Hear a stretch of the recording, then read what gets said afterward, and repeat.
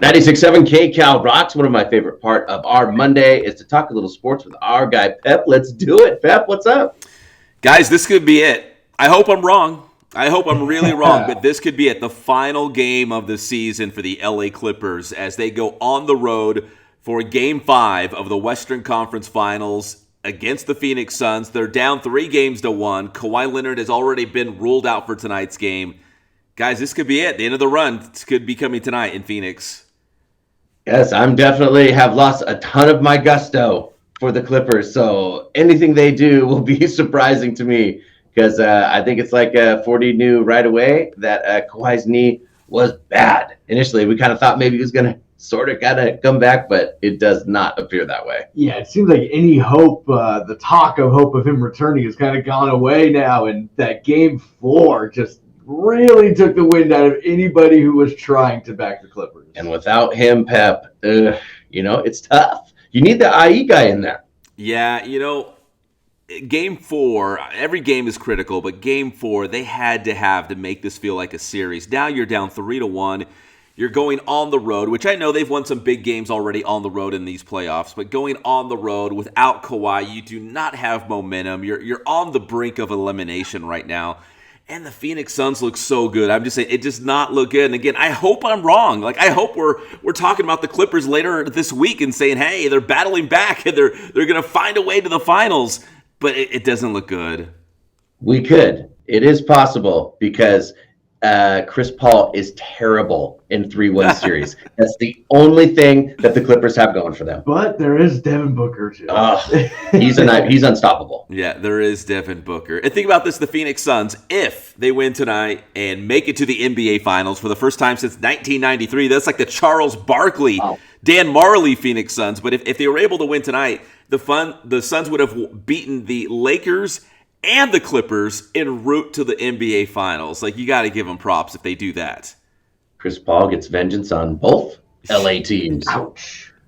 Yeah, people forget Chris Paul. He was kind of sort of a Laker for a couple hours. Remember when the Lakers were trying to pick him up and the NBA vetoed it? So, but yeah, the Suns could go through both of those teams. And here was my hope, guys. Speaking of, Kawhi Leonard, the IE guy, the pride of Riverside King High School. Did you know this? There's a chance that we could have a king versus king player in the NBA Finals if the Clippers were able to make the finals and Kawhi Leonard played. We got Tony Snell in the Eastern Conference, who's also a King High School guy. He plays for the Atlanta Hawks. I was hoping, man, if we had Clippers versus Hawks, we'd have King versus King Wolf in the NBA Finals. But right now, the Hawks in the Eastern Conference Finals, they're down 2-1 against the Milwaukee Bucks. So both of our King High School guys, it's not looking good. What are the chances, though? That's cool that they're both in the NBA. That is awesome, yeah. Yeah, and legend has it that, NBA scouts and college recruiters were going to look at Tony Snell back in the day, and they're like, well, who's this other guy who, he's really good on defense. He's got pretty good offense. What's his name? Oh, his name's Kawhi Leonard. He turned out to be pretty good as well. So Tony Snell was the big draw at the time, and Kawhi Leonard obviously turned out to be a heck of a player as well. Both coming from the same high school about the same time. So you remember that, be around a star or whatever, because that brings scouts around and they might notice you guys. That'd be a hell of a high school team. Yes. Yeah. Hey, and 40 knows that being a Centennial High School guy, all the big-time football recruits that come out of Centennial High School, right. you go for maybe that one 5-star big-time recruit, and you're like, wait, hold on, Centennial's got about 20 other dudes that can seriously play here. Yeah. Legend has it, all the guys who got scholarships, the coaches were actually there to watch me. Yeah. It just worked out for those other guys. That's what it was. So, guys, you're welcome. Yeah, thank you, 40. Thank you for putting the Huskies on the map. Hey, guys, even though, we're talking NBA, conference finals right now, there's rumblings out of the Pacific Northwest in Portland that Dame Lillard, their big-time superstar for the Trailblazers, is not happy in Portland, that he might want to bounce. And, of course, it only took Laker fans about 2 seconds to create those, they call them photo edits, right, where you put a player in a different uniform. So it took about 2 seconds for Laker fans to start sharing Dame Lillard wearing a Lakers uniform, next to LeBron, saying, okay, this is going to be our team next year. So Laker fans are already trying to build a super, super team for LeBron next year. But I think Portland is just kind of, unfortunately, one of those franchises who feel like he just kind of can feel it like, dude, I'm going to waste my career here. This cannot get over the hump kind of place. he's not big on them hiring Chauncey Billups. He doesn't seem to be happy with that. So now you're going to see every NBA superstar start maybe trying to court Damian Lillard over to their team. I like Chauncey Billups. Yeah, Damian Lillard does not. No. Lillard has not formally asked for a trade or anything, but yeah, Chauncey Billups, former Detroit Pistons star, NBA champion, like the whole thing, like this guy, and a point guard, right? So he's a point guard as well, just like Dame Lillard. He might be the perfect guy to go in there to Portland and convince Lillard, hey, I've done it. I've been in your spot. Let me show you how we get there. So he might be the one guy that could save this. But is it too late? We're going to find out because I know Laker fans really would like to have Dame Lillard at this point. Here's how you know if it's over. Did Dame Lillard say he's unhappy, or is this one of those Dame Lillard's camp says he's unhappy? Very true. I believe different. This is a camp thing, right? Yes. Sure. This is all negotiation. Lillard has not formally said anything right. about I want out. You better trade me. I'm not showing up for work next season. He hasn't said any of those things. It's just reports from his camp for people. His family members are leaking stuff. Don't mix family with business. Yeah. Guys, the Major League Baseball, Dodgers, huge, it's a weird 2-game series, but a huge 2-game series against their rival and first place, San Francisco Giants, beginning tonight. And the Dodgers coming off a big 7-1 win against the Cubs last night. Clayton Kershaw looked like vintage Kershaw. I know he doesn't have his fastball anymore, but the guy can still pitch. He was awesome last night against the Cubs, but a big 2-game set coming up against the Giants tonight. And then over the weekend, I saw that Bellinger had a walk-off, so that was cool. The Dodgers seem to be kind of getting it together to try to make the run. We'll see. Yeah, kind of rekindling that magic, right? Like what a World Series champion is supposed to look like, having the big pitching performances, the big hits from their star players. Yeah, they're kind of looking like the Dodgers. That's how the Dodgers should look. That's what they're looking like right now. Yeah.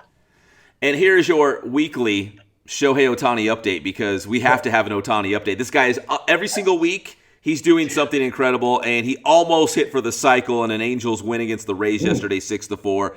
Home run, triple, double. He only missed it by a single. He's one of the Major League Baseball home run leaders. And guys, something about his swing. He can hit home runs in every direction to the ballpark. It's just unbelievable. So here's your weekly Ohtani update, because every single week he's just doing something new, something incredible for the Angels. And I'm just hoping that the Angels can get, relevant, competitive, get Mike Trout back, and maybe try to sneak into a playoff spot, because this guy is so much fun to watch, and I'd love to see him play in meaningful games as we get to like August and September. And at least we get to see him in the home run derby. I think he's going to be able to just stroke him out. I mean, what is it about Shohei Ohtani that seems like baseball purists don't like him? Is it because he's from Japan? Is there a little nationalism, a little America going on here? I mean, because at the start of the year, it was like he can't hold this. He can't sustain it. He's going to get injured. He's not going to last. And then as we go into the home run derby and he signs up for that, all I'm hearing is like, well, the home run derby is going to ruin him. He's going to be garbage afterwards. It ruins the swinger's swing. A lot of people do believe that, because a lot of home run derby winners have gone into a huge slump after winning a home run, because you start trying too hard, and in baseball, it's the worst sport to try too hard. It ruins everything. No, that's Shohei's just chilling. That's why he's doing so well.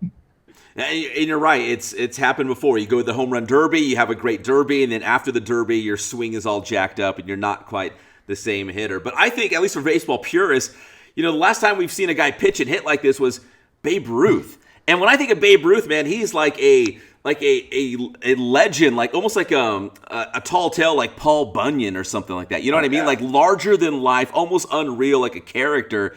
And I think some people are like, no one will ever be Babe Ruth. Like he's larger than life. He's bigger than just a baseball player. He's like a Paul Bunyan kind of character. So I think some people have a hard time accepting, like, wait, hold on. You can't compare this guy to Babe Ruth. Babe Ruth is like a fictional character almost, like he was that good. Well, he's the MVP. I mean, he is running away. This is something we've never seen, just like you said. Babe Ruth, Exhibit A in the examples of baseball player versus athlete. Yeah. Sure, yes. No one will say Babe Ruth was an athlete. I don't think we'll confuse him with that. But yeah, Shohei Ohtani's been so fun to watch this year. And finally, guys, Patrick, it's your boy. Hector Santiago, pitcher for the Seattle Mariners, the first pitcher to have his baseball glove confiscated by the umpires for an illegal substance. But he claims there's nothing illegal about it. But now he's the first one since baseball has really cracked down on this illegal substance thing. Well, I believe they'll be the judge on whether it's illegal or not, right? Of course he's going to say it's not illegal. I wonder what he's got going on in there. Did they say what the substance was? Are they saying it all? 40, there's so much you can hide in your glove. I mean, there used to be rumors of like Phil Niekro having some nails in his mitt, patting that ball in there a couple times and then throwing screwballs. Yeah, he said it was sweat and rosin, which is totally legal. But I'm sure baseball's going to send it off and test whatever was inside. I think it was actually inside, where you put your hand. They'll test it and they'll find out what it is. If baseball gets it wrong, this is going to look really bad on this new rule about checking the glove because it's slowing down the game. Nobody likes it. The pitchers hate it. We'll see how this works out. We'll see what kind of illegalities they're getting themselves into in baseball. What a sticky mess. If there's anything to get wrong, baseball will do it. This could be it. Swing and a miss. Hey, Pep, tell them how to get your stuff. Hey, you can check us out on Inland Sports. Don't miss it. All over social media. We got the Inland Sports YouTube channel as well. Check out great highlights and interviews right here in the Inland Empire. Thanks, Pep.